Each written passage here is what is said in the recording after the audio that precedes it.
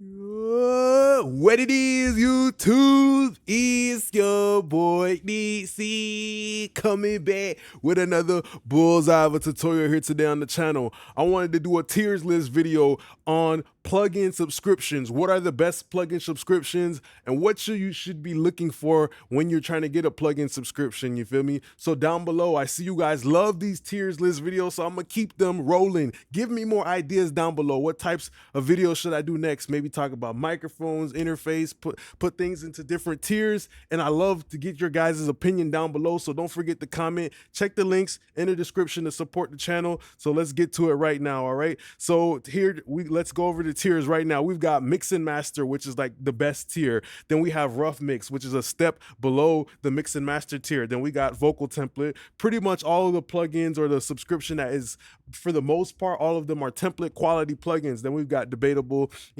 maybe a few handful plugins are not that good, but maybe let's say you only use like 10% over a small percentage of the plugins in this subscription. Then we got Delete, pretty much a subscription where maybe you're not going to be using any of the plugins at all. Maybe you only have one plugin that you use and you're paying a whole subscription for just one plugin. Come on, you could delete the subscription and just buy that one plugin. So those are the tiers, okay? So we got a bunch of different things. The first thing I'm going to go over is the Kush audio plugin subscription. So I know like Kush, they got some really dope plugins. They have like the Omega transformer. They got the one green compressor. They got they have a really good reverb.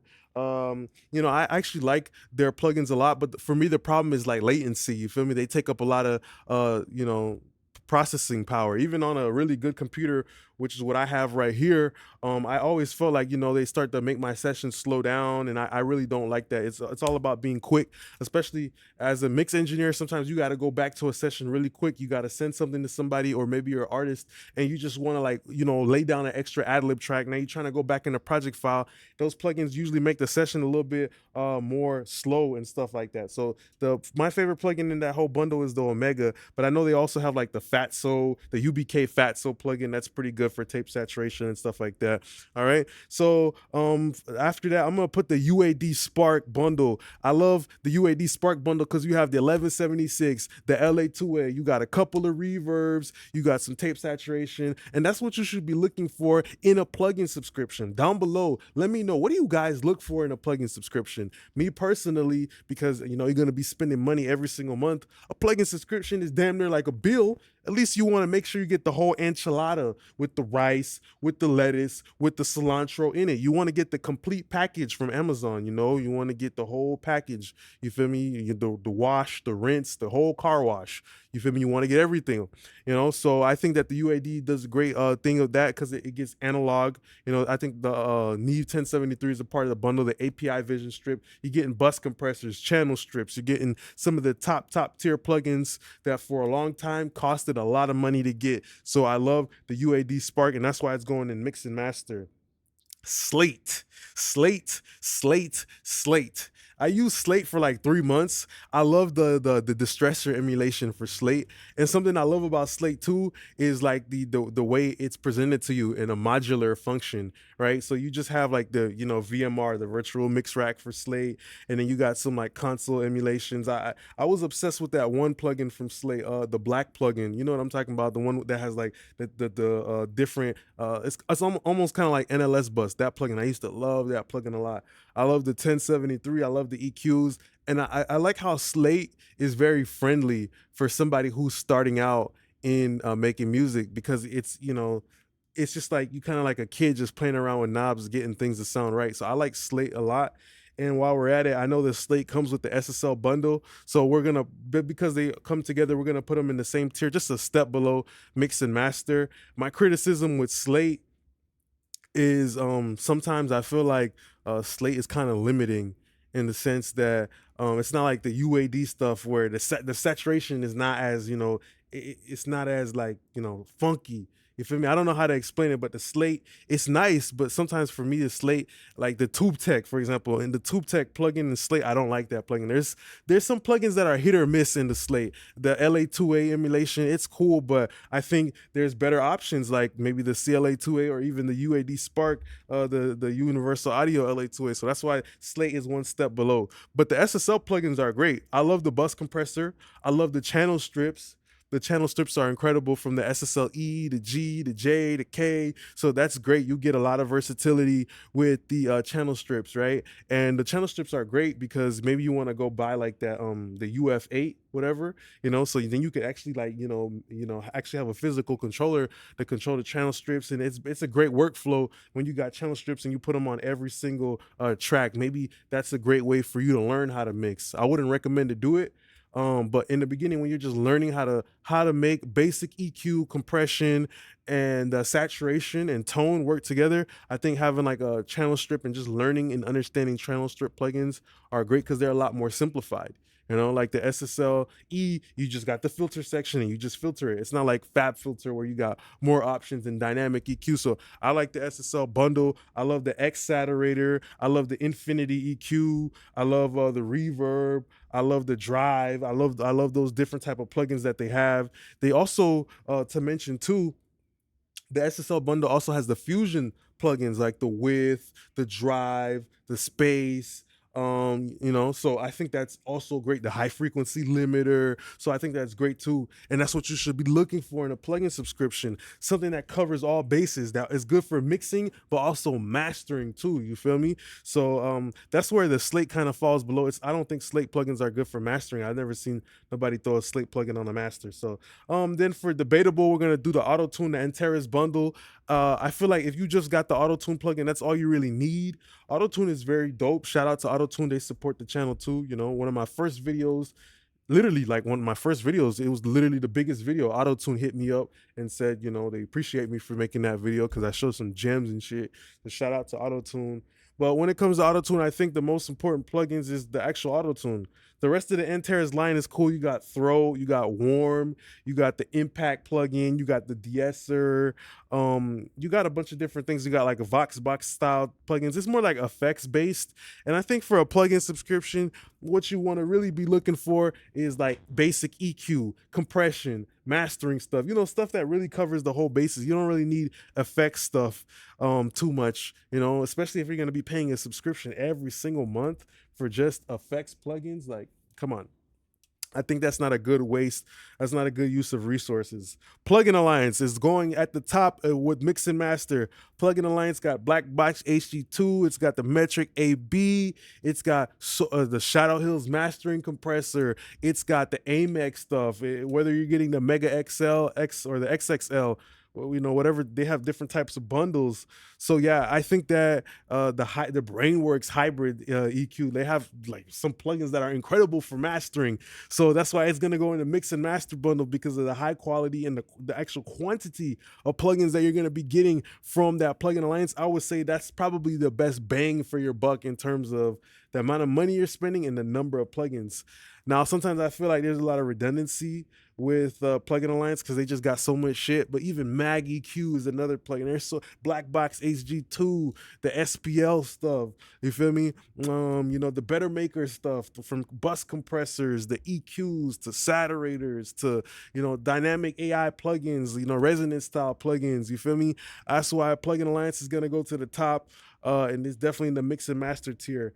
When it comes to template, definitely, I don't know if anything could make template, because for the most part with a plugin subscription, it's really good or it's really bad.